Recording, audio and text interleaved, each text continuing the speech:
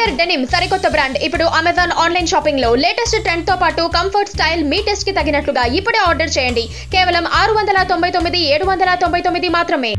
తన దర్శకత్వంలో రూపొందే సినిమాల్లో తన భార్యని నటింపజేసే ఉద్దేశం లేదని ఇటీవలే ఓ ఇంటర్వ్యూలో చెప్పాడు దర్శకుడు కృష్ణవంశీ. అసలు రమ్యకు తన సినిమాల్లో ఛాన్స్ ఇవ్వనని అన్నాడు.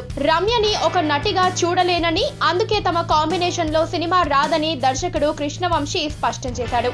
గతంలో వీరిద్దరి కాంబినేషన్ లో వచ్చిన చంద్రకళ సినిమాలో ఈమె ప్రధాన పాత్రలో నటించింది. ఆ తర్వాత వీరిద్దరి వివాహం జరిగింది. వివాహం తర్వాత కూడా రమ్యకృష్ణ ఆర్టిస్ట్ గా కెరియర్ కొనసాగిస్తోంది. కృష్ణవంశీ కూడా దర్శకుడిగా బిజీగా ఉన్నారు. ఈ నేపథ్యంలో కృష్ణవంశీ సొంత ప్రొడక్షన్ లో వచ్చిన శ్రీయాంజనేయం సినిమాలో రమ్య చిన్న పాత్రలో కనిపించారు. అయితే ఇటీవలే బాహుబలి సినిమాలో శివగామి పాత్రలో ఆర్టిస్ట్ గా మంచి గుర్తింపు తెచ్చుకుంది.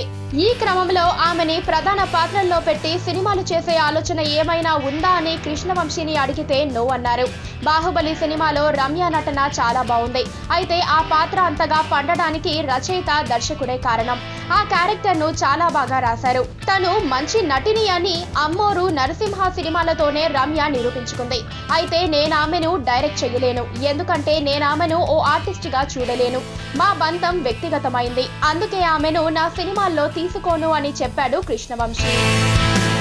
పక్కనే ఒక గంట సింబల్ కనిపిస్తుంది కదా, దాన్ని నొక్కారనుకోండి, మేం చేసే వీడియో అప్డేట్స్, నోటిఫికేషన్స్ అన్నిటితో మీ డివైస్ లో వాలిపోతాం.